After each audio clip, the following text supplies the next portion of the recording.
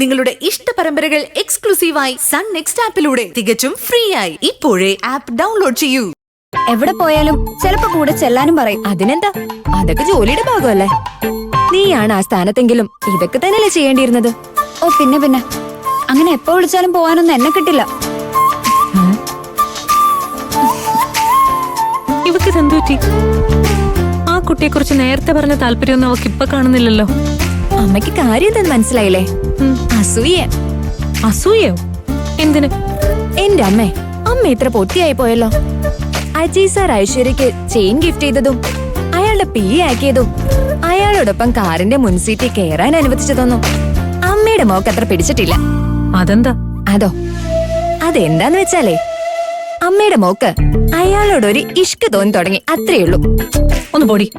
ദേ, അനാവശ്യം പറയുന്ന സൂക്ഷിച്ചു വേണം കേട്ടോ. നിന്നെ പോലെ ആരെ കണ്ടാലും ചാടി വീണ ഇഷ്ടപ്പെടുന്ന ടൈപ്പൊന്നുമല്ല അവള്. ചുമ്മാ തോരന്ന് പറഞ്ഞുണ്ടാക്കിക്കോളൂ.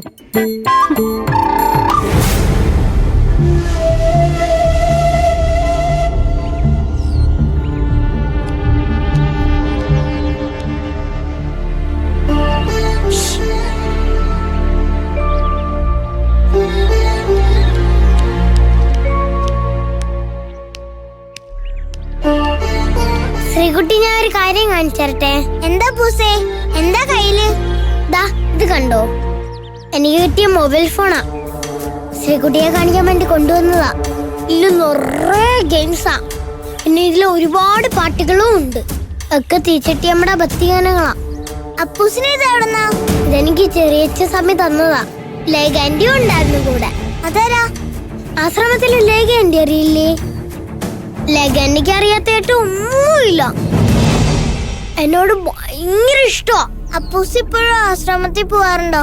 പിന്നെ അമ്മയോട് പറയല്ലേ, ഞാൻ ആശ്രമത്തിൽ പോകുന്ന കാര്യം അമ്മ അറിഞ്ഞിട്ടില്ല. ലതാൻഡി അറിയാണ്ടാണോ അപ്പൂസ് അവിടെ പോന്നേ?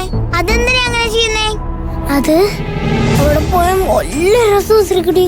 മുഴുവൻ സമയം പാട്ടും ഡാൻസും ഒക്കെ.